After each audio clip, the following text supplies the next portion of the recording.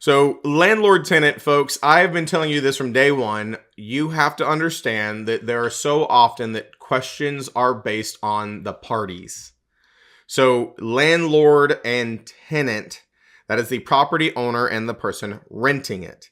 Do not confuse that with the property manager. The property manager would be the person hired by the landlord to manage their property. And so if we were talking about landlord-tenant, they would be the parties to a lease agreement, lessor, lessee. If we were talking about property management relationship, that'd be a relationship between the landlord and the property manager broker. And that would mean that the tenant in that relationship would be a what?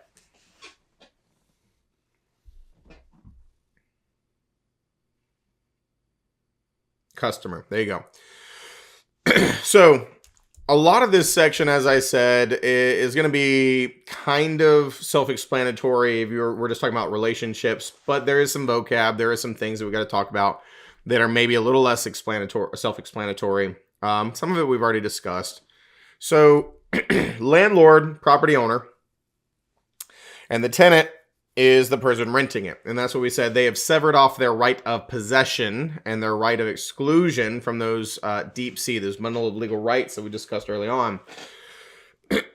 And so lessor, lessee, and sometimes a landlord is also managing their own property. And then sometimes, folks, when we get into certain legal aspects, the property manager is sometimes referred to as the landlord in certain relationships, or at least stands in the shoes of the landlord in certain relationships. There's a couple silly vocab words that we got to introduce here. Do I think you're going to see these on? They're not on my test, I'll tell you that. But there are certain terms that you could see in weird context. And so here they are: privity of estates and privity of contracts. And so we talked about estates already. Okay, what relationship do you have to a property? And so privity of estates is this concept of there being mutual or successive relationships to the same right in the property. So we all can agree that an owner has an estate of ownership on the property at the same time that a tenant would have a leasehold estate on that same piece of property. That is this concept of privity of estates. Multiple relationships happening with a property at the same time. Not necessarily the same relationship, but they can happen in tandem, or they could be successive, where, one has a right to it for this 6 months and then it ends and somebody else has a right to it. So it's a concept of understanding there. Privity of contracts basically means that contracts exist, and certain things cannot always be done with contracts. So it says leases may not be assigned or transferred without all parties' permission. This is just kind of the understanding of most contracts. They're kind of assignable unless stated otherwise, and most leases clearly state that you would need permission to transfer that lease, lease it out, or anything like that. It's not something you can automatically do because of the nature of the contract that we currently have. That's it. Now, what I'm going to tell you is the most testable for the landlord-tenant and property management section, folks, is certain North Carolina laws in regard to tenancy, in regard to property management, in regard to rentals. So even though I don't have the thing on here, this is a North Carolina specific thing. Folks, every state looks at the landlord-tenant relationship similarly but slightly different, right? There are certain protections in some states that are stronger than in other states. And so in North Carolina, we have what is called the Residential Rental Agreements Act. Okay, the North Carolina Residential Rental Agreements Act. And so you can see the name of it on this slide right here, but I'm going to go back for a second. I just want you to see the name of it. The Residential Rental Agreements Act. Going to be very testable in the landlord-tenant section, okay? And so what the Residential Rental Agreements Act states is that there is a mutuality of obligations between the landlord and the tenant. In other words, there are certain things the landlord has to provide to the tenant and certain things the tenant has to provide to the landlord. And neither of them are allowed to waive their rights to these obligations. They have to be met, legally speaking. Now, does that mean that they're always going to be met? No. But you are not allowed to waive your rights to them, technically speaking. So let's start with the landlord's obligations to the tenant. The landlord is obliged to provide what we call an implied warranty of habitability. In other words, providing a safe, habitable living environment. That's it. Yeah, that's in a nutshell. Now, of course, there's more to it than that.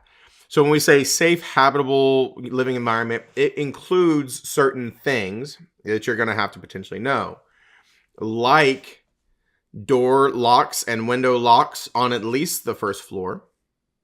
Potable water, meaning safe to drink, safe to shower in.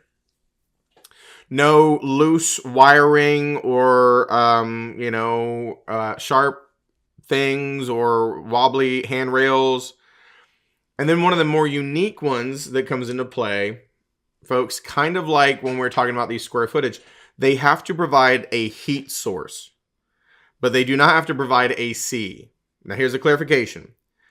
If you have AC at the start of your tenancy, they are expected to maintain it. They can't say like, well, your AC went out, I'm not going to fix it because I don't have to. They can't do that. But what we're saying is you could legally rent a place that did not provide AC so long as it provided heat.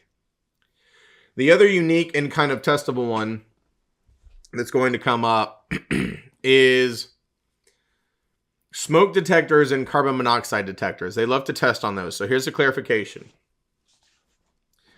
The landlord or property manager, because the property manager kind of fits the shoes of the landlord based on this Residential Rental Agreements Act of North Carolina, they have to provide a carbon monoxide detector for every floor where there is a combustible heat source and or every floor that there's a garage.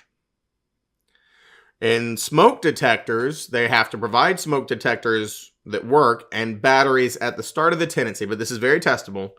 The tenants are responsible for replacing the batteries. The tenants are responsible for replacing the batteries. The landlords are not responsible for they have to provide working ones at the start of the tenancy with batteries, but the tenants are responsible for replacing them. Beverly, why'd you smile so big when I said that? Lots of them do not believe that. In what capacity? Lots of them feel like during filter changes and pest control, it is also the landlord's responsibility to change smoke detector batteries. Mm-hmm. So I just chuckle. Well, you know what? What's the opposite of that, Beverly? I'll tell you the honest to God truth. Most landlords elect to go ahead and change all that stuff out for liability reasons because they want to, especially like apartment complexes. They will change them out because they're all connected. And so if one catches on fire, they want them all to, kind of know. The other thing is they'll use that as an excuse to go and inspect the apartments. That's the real reason. Yeah. They're like, oh, and they'll do it separately, right? Oh, we're coming to do the, filters this way. And then we're going to do the batteries next month so they can keep an eye on what you're doing. So they know you're not, hiding a cat or cooking crystal meth. There you go. Mm-hmm. That's it. That's the real reason. Yep. So... locks on windows and doors. That's right. On at least the first floor. Potable water is required. Heat source, able to heat to at least 65 when it's 20 degrees outside. Has to have a working toilet. And then, of course, the last one that I was just talking about was the smoke detectors and carbon monoxide detector. But I'm telling you, they will test you on it. You have to provide working ones with batteries at the start of tenancy, but replacing the batteries is the tenant's responsibility. And so the other thing that you have to understand is that if these things aren't met, the tenants do have certain repercussions. However, withholding rent is not one of them. Very testable. Can a tenant withhold rent if the landlord is not meeting these obligations? No, absolutely not. They have to keep paying their rent nonetheless. And so they are also not allowed to have the work done themselves and then deduct it from their rent. They're not allowed to do that. They are, however, allowed the right to potentially cancel their lease early if certain criteria have been met. So we call this is vocab, you got to keep it straight because there's going to be some things that sound similar. We call this a constructive eviction. So here's how it works, folks. If the landlord is lacking in one of these requirements per this Residential Rental Agreements Act, the tenant would send notice to the landlord of something not working. And after a reasonable period of time for the landlord not responding and or fixing the issue, the tenant could potentially send notice of their intent to terminate their lease early from their failure to remedy it, and then they could terminate their lease and leave. But the thing is, they cannot stop paying rent until they leave.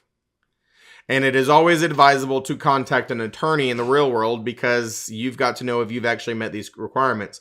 Now, Brooks said in the chat, what is reasonable? Yeah, that's the question. If you've got 6 toilets and one's not working, you probably got some time before they're really required to do anything about it. Now, if you don't have heat in the dead of winter, I'd say a week is at most what you have to give them, right? Because that's not really fair for you to be in a winter without heat. So that's why I said always advisable to contact an attorney, but understand the difference. If these criteria have been met, you could move out, terminate your lease early, and no longer be obligated to pay by way of a constructive eviction. They are legal for tenants to do a constructive eviction. Big word of caution, do not confuse this with a self-help eviction. A self-help eviction is the opposite. A self-help eviction, which is illegal in North Carolina, is where the landlord will do things to try to force you to leave, like change your locks, turn off your power, remove your personal property, shut off the water, right? Things of that nature. Those are illegal. But that is called a self-help eviction. Make sure you understand the difference. Constructive eviction, legal way for a tenant to terminate early. Self-help eviction, illegal way for a landlord to try to force the tenant to leave.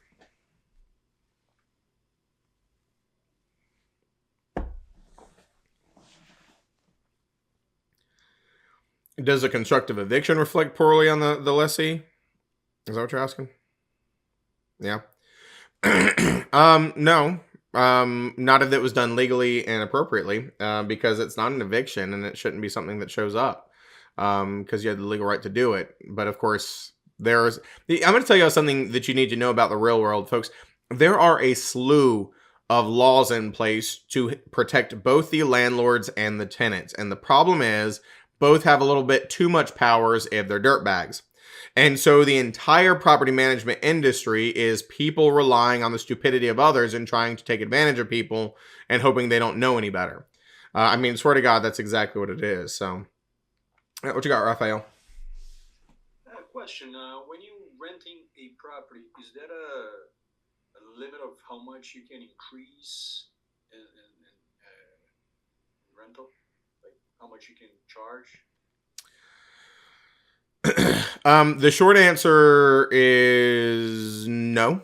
Because if your lease is set to end, they can basically say they're going to charge you whatever they want to charge you because it's technically a new lease.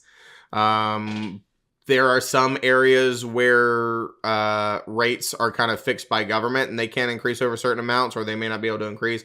But in general, there is nothing dictating that you cannot increase your rent more than a certain amount. If the lease is set to be up, you can't do it in the middle of it. But yeah. Okay, so this is North Carolina, because in New York, you have like a cap that you have to maintain.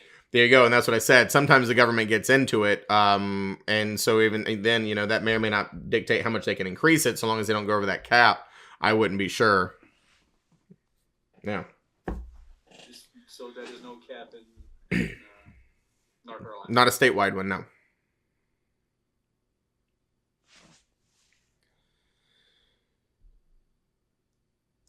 So this is, like I said, this is just a commentary right here. I just told you this. It would be advisable in the real world to get legal advice before you try to do a constructive eviction, but they are legal as long as certain criteria have been met. Now, folks, there are, of course, the opposite times where the landlord needs to remove the tenant because the tenant is not doing what they were supposed to do. And so let's go back to that Residential Rental Agreements Act. The landlord has to provide that habitability, okay? The tenant has to pay the rent and they have to maintain the property, meaning they cannot waste or destroy the property or trash it, keeping the, you know, property and plumbing free from trash, debris, and things of that nature. And so if the tenant fails in their obligatory duties under the Residential Rental Agreements Act, the way that the landlord removes them is by way of an eviction. We call that a summary ejectment. That is where they go before a magistrate to have them removed from the property because they have not met their lease requirements and or they failed in their statutory duties or whatever it is. And so it is a process, depending on the state. Sometimes it takes a while. Certain timeframes have to be met. And then, of course, there is, once it's finalized, ordered what's called a writ of possession. That is where the sheriff's office will come and forcibly remove you, and that is taking possession back, because that's what a tenant has, possession of your property. So a writ of possession is kicking them out. And there are some additional things in place where you have to protect personal property for a certain period of time after you remove somebody, if not all personal property is removed, and it depends on the value. Now, if we're dealing with something criminal, of course, evictions are expedited. They are a lot faster for criminal activity due to, drug issues, domestic violence, things of that nature could causably have somebody removed faster. But another word of caution, do not confuse any of the words we've talked about thus far with this other one called a retaliatory eviction. Yet again, illegal. There is laws protecting the retaliatory evictions in North Carolina. And what that would be is a landlord trying to evict you without just cause because you pissed them off. Like you asked for repairs, you took them to court because they failed in their Residential Rental Agreement Act obligations, and so they were just trying to retaliate. There's additional protections. I'm not saying you can't be evicted, but there's additional protections where you can't be evicted without just cause in that time frame. Chelsea says, is it more common in North Carolina or not for tenants to maintain landscaping?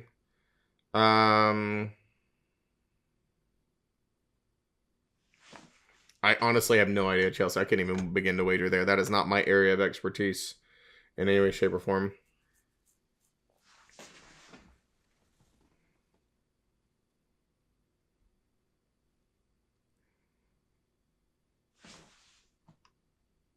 So how about if they're not paying rent for 2 months? Can you shut off the water? No, you can go and evict them, but you cannot cut off the water. That would be a self-help eviction that we were just talking about. Cutting off the utilities, trying to remove personal property, changing the locks, that's a self-help eviction. Those are illegal in North Carolina. The only legal way to remove a tenant in North Carolina is a summary ejectment. Even a couple of times showing to the property, but they didn't respond. The tenant, they didn't open the door. Yeah, that's why it's sometimes a pain in the butt, right? It's sometimes a process.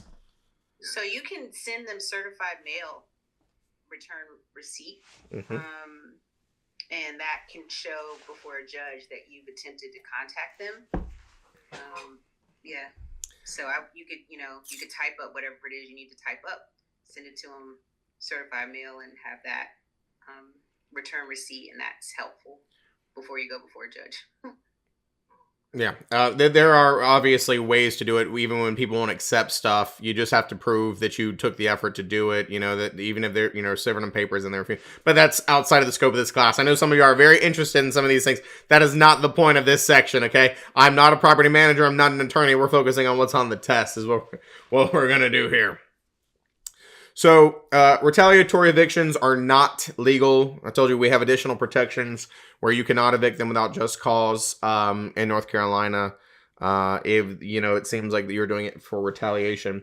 And so here's what I told you the tenant's duties were: maintain the property, keep it clean and safe, right? Big emphasis on those words: clean and safe, remove trash, keep plumbing fixtures clean, etc. And of course, pay rent.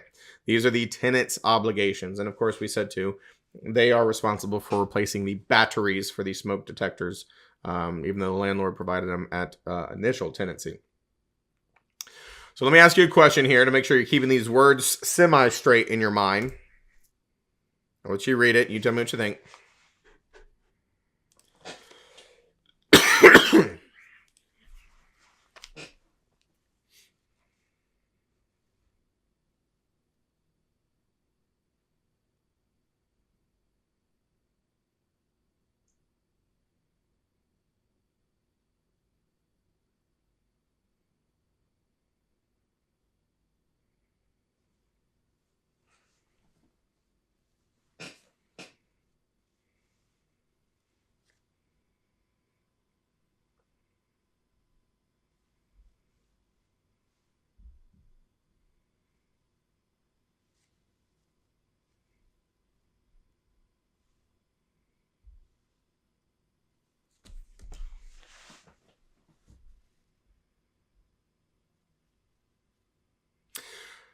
A lot of you saying false. Why is it false?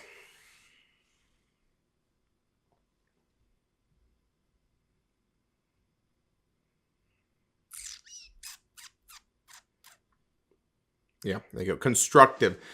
Folks, let me just clarify this because sometimes people get caught up on this as well.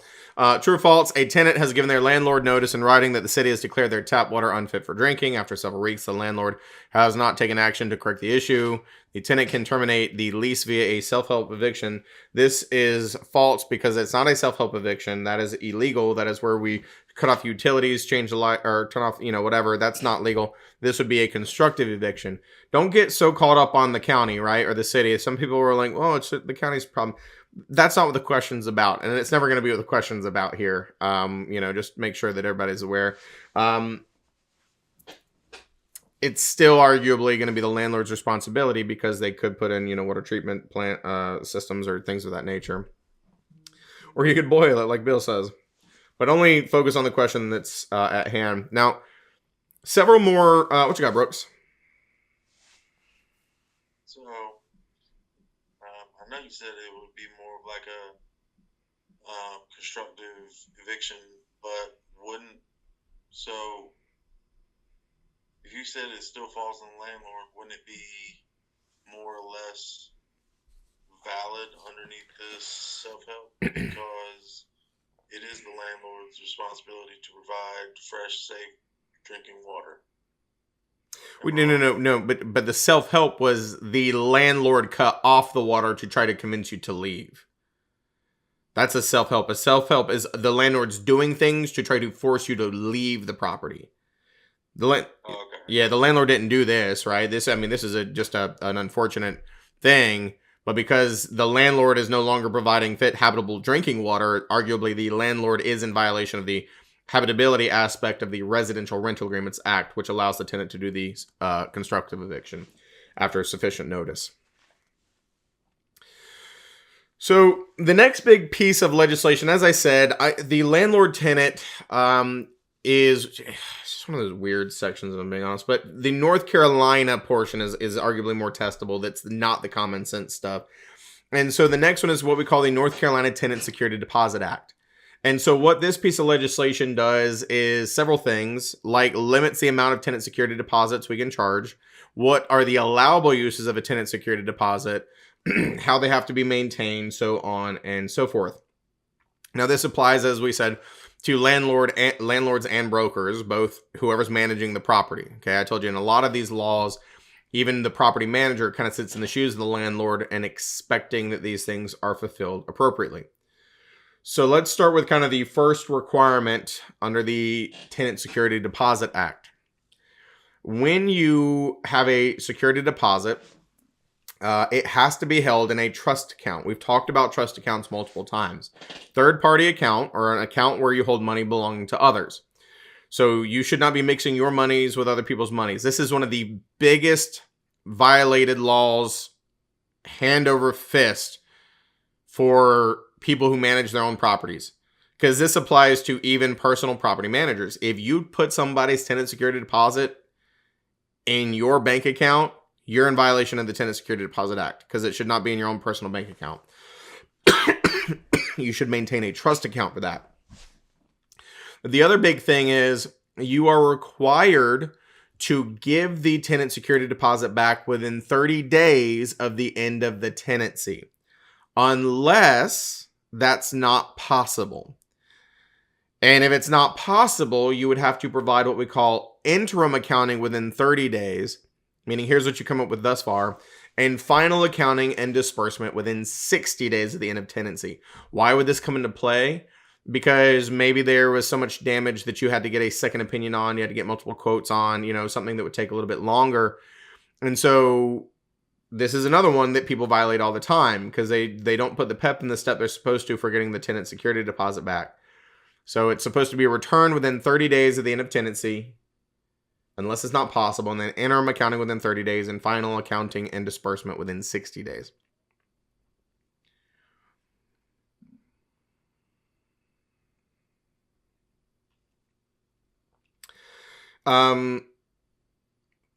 Bill says, what about using your LLC business account? If any of your business's personal monies are in there, then that's technically not okay either. It's any of your personal money, business or otherwise. If it was only monies belonging to others, that'd be one thing, but yeah. So the next big piece of the Tenant Security Deposit Act, I told you, it limits the amount that you can charge for a tenant security deposit, and it's based on the tenancy. If you're week to week, you can do up to 2 weeks worth of rent as a tenant security deposit. If you're month to month, you can do up to a month and a half worth of rent as a tenant security deposit. And if you're doing anything longer than month to month, you can do up to 2 months of rent. And this is why if you see rental properties that you're, 6 months or a year, it'll say something like minimum 1 month's rent up to 2 months, depending on credit. Because legally, they can charge you 2 months of rent as a tenant security deposit for those leases. They don't have to, but they can, and they may make it based on your credit. If you've got very, good credit, they may only go for a month. If you're not, they may go for 2. So there's the other big thing that the Tenant Security Deposit Act does in North Carolina. It limits the amount that you can hold. Now, as I mentioned, it does have to be held in a trust account, whether or not we're dealing with a broker or a individual. And I told you people mess this up all the time. Now, there is an option for the property owner, not the broker, to furnish a bond if you are dealing with the tenant security deposit being in a bank outside of North Carolina. Once again, a bond is basically like a business assurance, kind of thing, where this surety company guarantees that it'll be paid back if the other person doesn't pay it. It's not a super common practice in any way, shape, or form, but it is a thing. So it has to be held in a trust account. And for brokers, when we're dealing with trust accounts, it has to be in a banking institution that's lawfully doing business in North Carolina. It has to have the name trust account on it. Has to have the name trust account on the deposit tickets or ledgers, both. A lot of different things. We're going to get into the trust accounts a little bit more in the North Carolina license laws and commission rules section. Bree, you live somewhere that use the bond? Yeah. There are some states that it's pretty common practice, and not so much here in North Carolina. I'm not going to say it doesn't exist, but. Yeah, it was here, and it was in Holly Springs, but it was like $80. It was pretty nice. Well, there you go. That's not too bad. I already said this. The broker does not have the opportunity to provide the bond. We just have to maintain it in a trust account in North Carolina. The last big thing that the Tenant Security Deposit the Tenant Security Deposit Act clarifies is what are the allowable uses of the tenant security deposit. Folks, they are never allowed to be used for regular wear and tear. Okay, they're not. Meaning you're not allowed to use them to clean the unit before the next one if it's, been done, what do they call it? Broom swept, right? Or broom clean or whatever they call it whenever you move out. However, what a lot of tenant or landlords will do is they'll put it in their lease agreement that you have to have the carpets professionally cleaned before you move out. And then if you don't do that, then you're arguably in violation of the expectations, and then they may try to take it. But you can use it for damage beyond regular wear and tear, termination of lease early, non-payment of utilities, court calls, storing personal property of the tenant, things of that nature. All of these are allowable uses of the tenant security deposit. Never just regular wear and tear, though.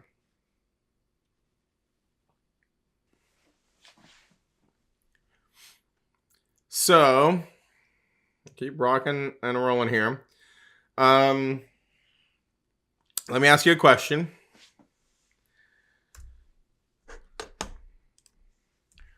Per the North Carolina Residential Rental Agreements Act, tenants must maintain their rented premises in a blank and blank condition.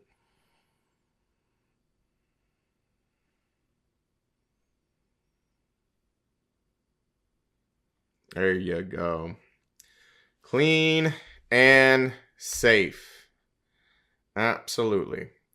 One other thing just to mention in the North Carolina Tenant Security Deposit Act, folks, it does obviously allow reasonable, non-refundable pet fees. It doesn't really clarify what reasonable are.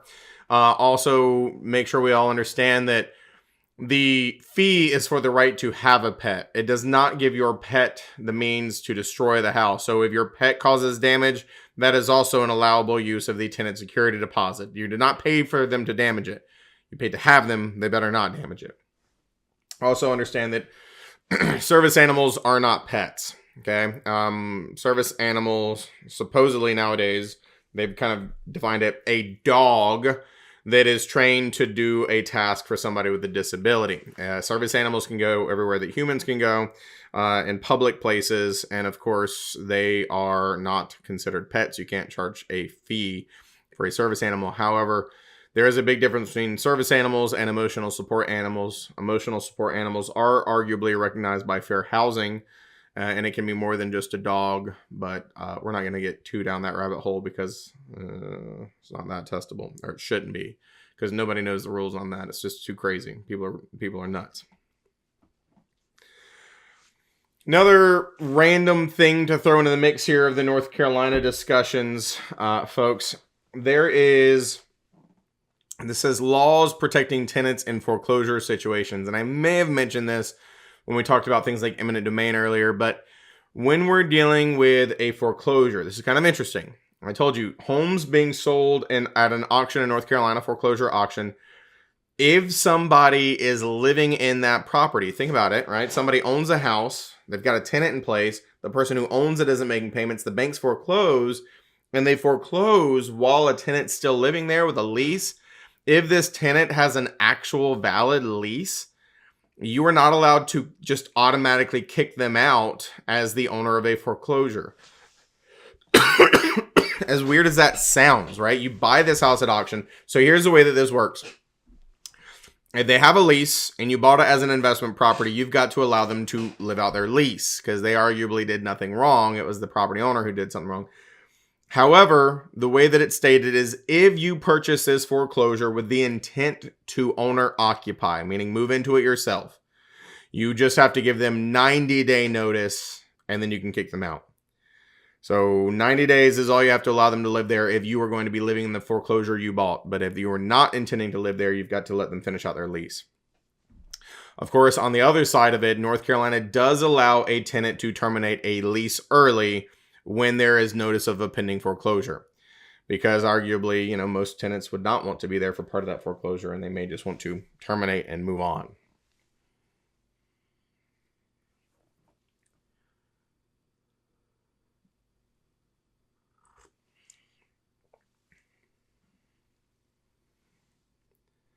So, next big piece of North Carolina legislation dealing with landlord and tenant is the North Carolina Vacation Rental Act. Now, folks, a vacation rental is defined as a tenancy of less than 90 days where the tenant has a primary residence elsewhere they intend to return to. That is the definition of vacation rental. So, in other words, 89 days or less, because it's less than 90 days. 89 days or less, where the tenant has a primary residence they intend to return to. That's the definition of a vacation rental. Now, vacation rentals, folks, it would be a prime example of an estate for years. Very specific start and end date on these leases. If you're there for a week, if you're there for 2 weeks, if you're there for 3 weeks, if you're there for a month, it's get in, get out, right? An estate for years. We're going to remind you about those in a minute. And because of the nature of these being an estate for years, when your time is up, they allow for a more expedited eviction process. You only have to give them a 4-hour written or oral notice before you can take them to the magistrate and evict them for a vacation rental. Now, here's the other very big piece of clarification. Folks, don't look at this screen. Listen to my words and answer this question. If I had an investment property that had a long-term tenant in it, and my long-term tenant had 10 months left on their lease when I was selling the property, how long would the new owner have to let them stay in the property before they could kick them out?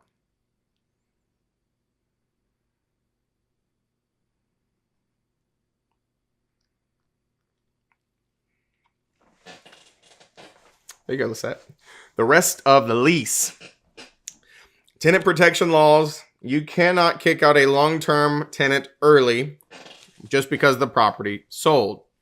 So you'd have to let them stay out the entirety of the lease. Vacation rentals do not work that way, though. Okay. The way that vacation rentals work is if you sell a property, and let me just kind of give you an example of this. Cheyenne owns a beach house, and Cheyenne has this beach house booked for the next 4 years. It is a popular beach house. Okay. It's booked for 4 years straight. And I win the lottery and I decide I want to buy it. So I contract with Cheyenne to buy her beach house.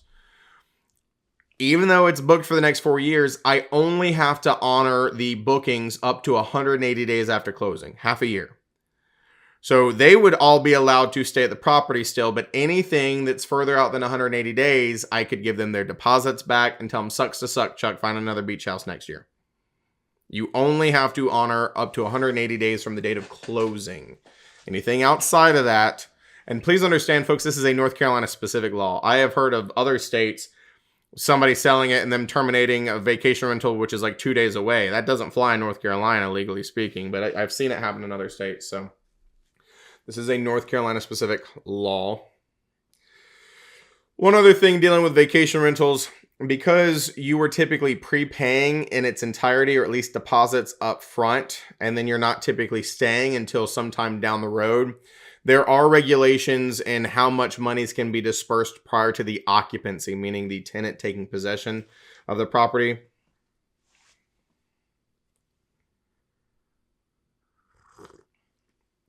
Bree, any informed disclosure requirements for landlords to tenants? What do you mean? Just so I answer this right. Like when they sell it and like No. No. I mean, at the end of the day, they're probably going to know, because the property is typically going to be shown, and there are laws stating that you have to give tenants at least, it's like 24 or 48 hour notice before you can show the property. So they're probably going to be made aware of it whenever you start showing it and listing it, and it may or may not go well, but there's no specific requirement. I mean, if it's sold sight unseen, you just have to notify them when it's sold.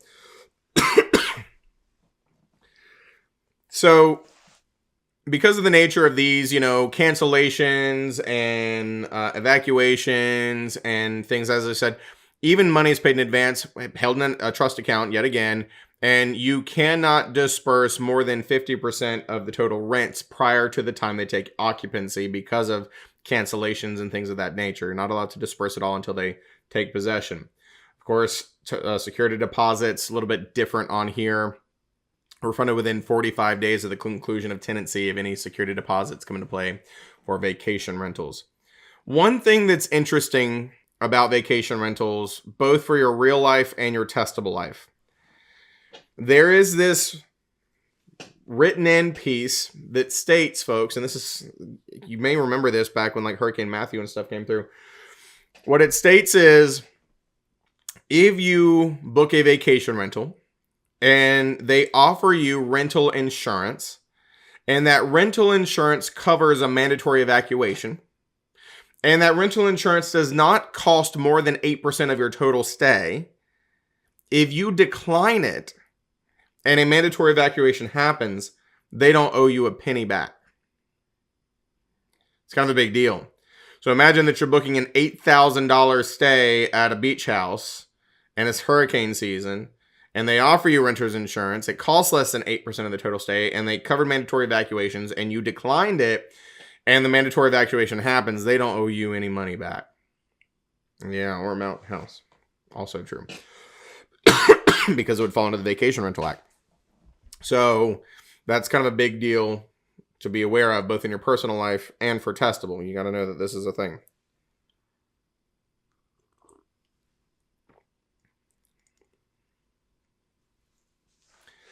Now, we've already talked about this, so this is just a quick little reminder, folks. Remember, way early on, we talked about the estates, and we went in really in depth on the freehold estates, and then I also gave you the quick rundown of the leasehold estates.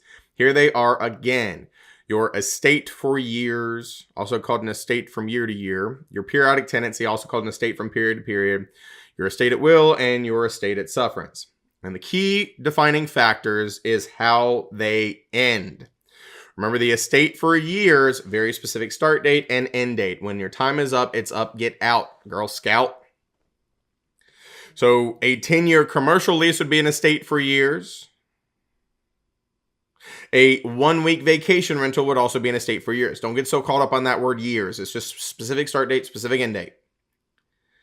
The periodic tenancy, remember, specific start date, but the way that it ends is not the same. These have some type of automatic renewal. Okay, some type of automatic renewal. And so this is what all residential leases in North Carolina start out as, where you would have a 1-year term initially, but then you would have to provide 30 or 60-day notice of your intent to not renew in order to cancel it. Otherwise, it will automatically renew month to month, another 6 months, another year. There's really no defining factor there. But the key piece is it will automatically renew unless sufficient notice is given by either the landlord or the tenant. And then in the state it will, remember that's just with permission. Stay here as long as you like. Stay here until you get back on your feet. Stay here until this is finalized, whatever it may be. Typically not associated with time. Typically not associated with money. State it will. And the estate itself rents, it means you typically gained a tenancy relationship by one of the other 3 methods we just talked about. But when your time was up, you didn't leave, right? A holdover tenant is what you basically are. You didn't trespass. You didn't break in, okay? But you didn't leave when you were supposed to leave. That would be a holdover tenant. And then the clarification, and I think we said this in the earlier slides as well. It says, tenant refuses to vacate the home. In some cases, better to not accept rent. Remember, what that means is the landlord should not try to accept prorated rent from the tenant. If the tenant doesn't leave in a periodic tenancy when they're supposed to, and they say, oh, you know, we're going to move out. You know, here's a rent check for the 2 weeks that we stayed. If you take that check and you cash it, that's basically giving them permission, and you're not going to be able to evict them. So if you write void and send it back, or you don't cash the check, that's the only way you're going to get them out of there permanently if you don't think they're going to leave. That's what that's stating.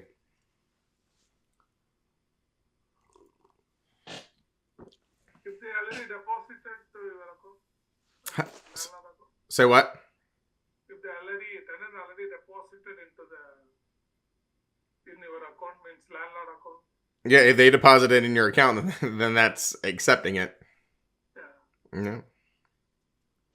It's not like you can just cut them a check back. It doesn't really work that way. Yeah.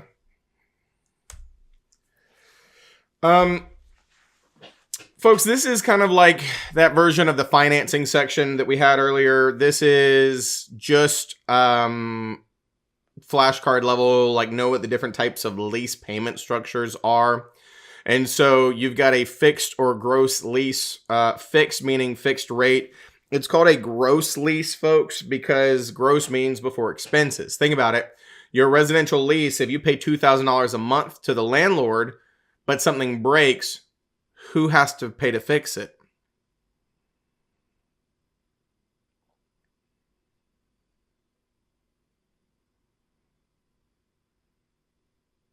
Yeah, they do. And so that's why it's called a gross lease. You may be paying them $2,000 a month, but that is not profit to them because they've still got to pay their mortgage. They've got to pay their insurance. They've got to pay to fix things, right? That's why it's called a gross lease sometimes. It is gross pay that you're paying them, but then they've got to pay expenses out of it. So that's referred to as a fixed or gross lease. Now, there are plenty of commercial leases that are also gross or fixed rate, fixed leases, not as common. A percentage lease, folks, would be where they are charging you a base rent plus some percentage of income or profits. These are very common with retail. Think like a shopping mall. So if you have the space in the shopping mall, you'd pay like $2,000, my Lord have mercy, like $3,000 a month. And then they would say, plus you owe us, 1% of all sales over $50,000 or something like that. There is no one size fits all. It's whatever you negotiate. But the key piece of a percentage lease, and I'll tell you, the percentage lease is arguably the most testable one. They love to throw that one on the test. So you're paying a base rent plus a percentage of some type of income or profits, commonly associated with retail. A net lease, sometimes referred to as a triple net lease, or that NNN that you see, right? Triple net, NNN. That is where you pay a base rent plus some or all of the property expenses. See the difference here. There is not the same thing as a percentage lease. You're paying a base rent plus you as the tenant are paying some of the property expenses, typically the TICAM, taxes, insurance, and common area maintenance. So you are paying those items as the tenant, and it's called a net lease because now, since you're paying the expenses of the building, when you pay the monthly rent to the landlord, that is their net money because you're paying expenses. So that's why it's called a net lease. Graduated, we had that in the loan types too. It's just step-up intervals. Could be, commonly negotiated for new businesses where, your first year is only $1,000 a month, your next year's $2,000 a month, your next year's $3,000 a month until you kind of hit a certain level. There's no one size fits all. Structured increases over periods of time. Be a graduated lease. And then the last one is a ground lease, folks. It is literally renting dirt. So it's kind of funny. Believe it or not, Walmart loves ground leases.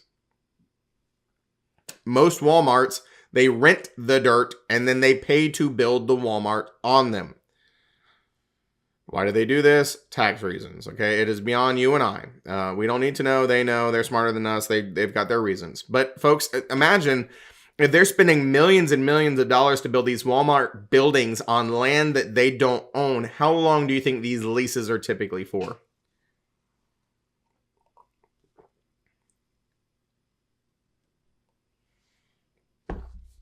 Long time.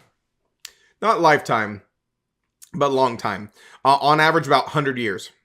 So it's funny that people who sign these leases will be dead before they're up. I mean, let's just be completely honest about it. They're typically for like 100 years. Golden Corrals also like these. And then, of course, the other time that a ground lease is pretty popular, manufactured home parks, right? You rent the dirt and then you put your manufactured home on there. It's just what we call a lot lease or lot rent. You're just renting the dirt, you don't own it, and then you put your personal property, manufactured home on it. Very common at the beach. Now, the last two are not in this chart. They're kind of on their own little island here. A full service lease. Very commonly associated with office spaces. And so this is where you pay one rent amount each month, but it includes everything. Your utilities, janitorial services, internet, maintenance, insurance, right? Everything's included. It's called a first service lease. So it's typically more expensive. The reason offices like this is consistency. There's not 700 water bills to worry about. There's not 700 light bills to worry about. There's not 700 people who need janitorial service. They just handle it all. So it's just one bill, and it's a lot easier, but typically more expensive because it includes everything. And then the last one is an index lease, folks. You do not need to know the specifics of an index lease. Just know that it fluctuates based on the consumer price index. And we kind of talked about that, with like adjustable rate mortgages. Could go up or down based on the consumer price index. Could be, things like subsidies for Section 8 housing. It could be government grant programs. It could be a lot of different reasons this comes into play, but you don't need to know the specifics. It's just a lease that would fluctuate up or down based on the consumer price index or some index. Beverly says, no bueno. Yeah, there you go. So we're talking about leases right now, folks. And I'm going to show you something here, and I want you to make a connection in your minds. Here are the essential elements of a valid lease. I want you to look at that list and tell me what that list is.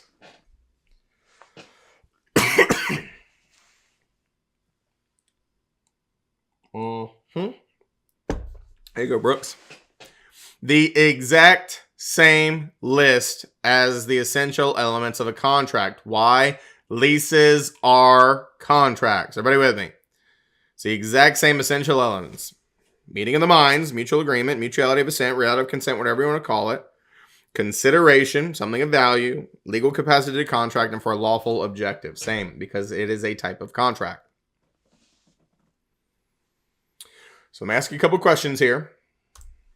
A lease with a specific beginning and ending date that does not automatically renew would be a what?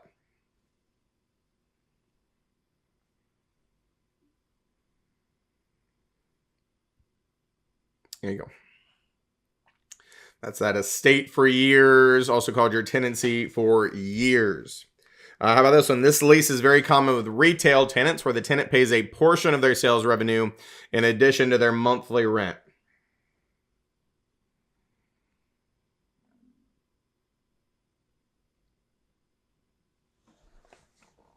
Be very careful, folks. This is the percentage. Remember, the percentage lease, they are paying a base rent plus a percentage of their incomes, revenues, profits, something along those lines. A net lease, they're paying the rent plus expenses of the property. Big difference there. Expenses of the property versus incomes for the business. This is a percentage lease.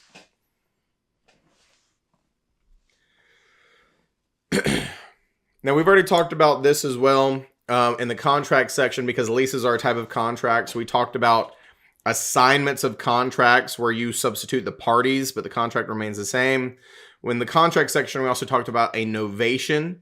A novation being a substitution of contracts out with the old, in with the new. But of course, when we get into leases, there is another commonly discussed possibility, and that is called a sublease. So I want you to understand the difference. If we were dealing with an assignment of a lease, arguably, you got the lessor and the lessee, right? Landlord, tenant.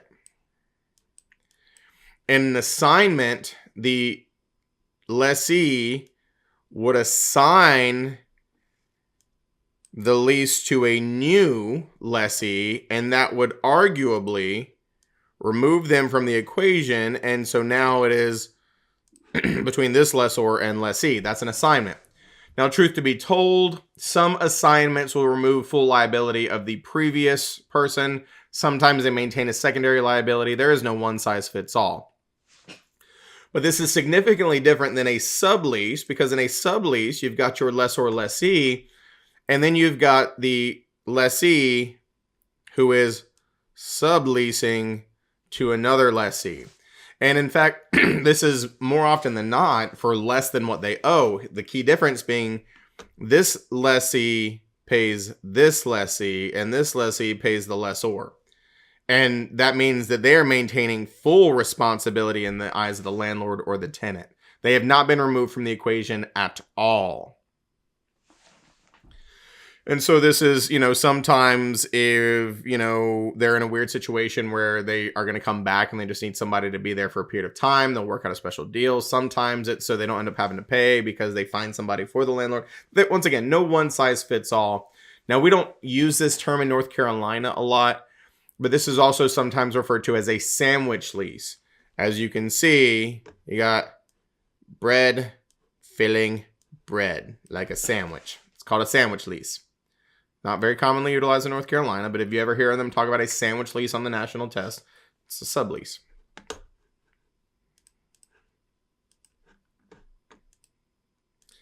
Now, as I just mentioned, very seldom does either the assignment or the sublease remove the original person under most circumstances. I'm not going to say it doesn't happen. There's just no one size fits all for assignment. Sometimes the original person's absolved, sometimes they're not. In the sublease, they're never absolved.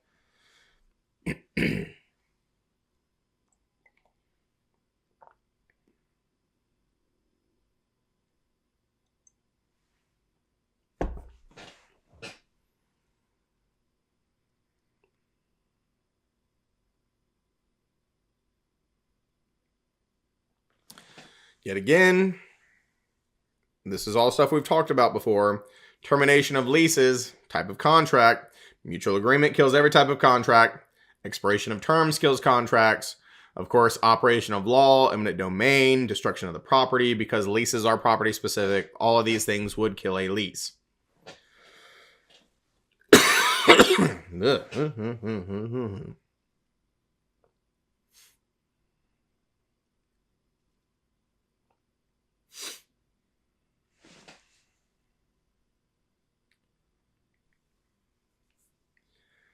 Now, this is just, yet again, matter-of-fact stuff, folks. Nothing too crazy here, because we've already talked about this.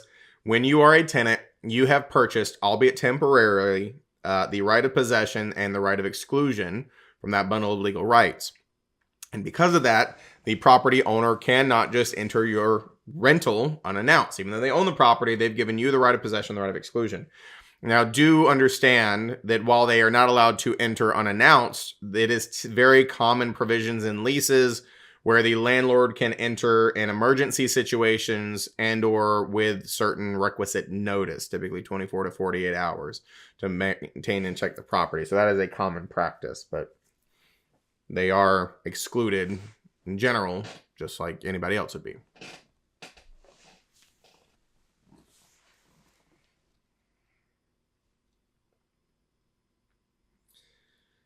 So let me ask you another question. This type of lease rents the land to the tenant, and the tenant would usually build an improvement on the property.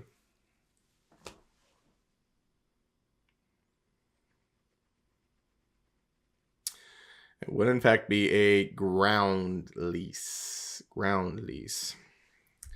How about this one? Leases greater than 3 years must be in writing as required by...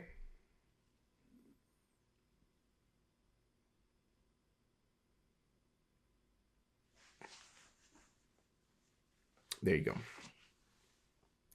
The statute of frauds. Remember, the statute of frauds says certain things need to be in writing to be enforceable in a court of law.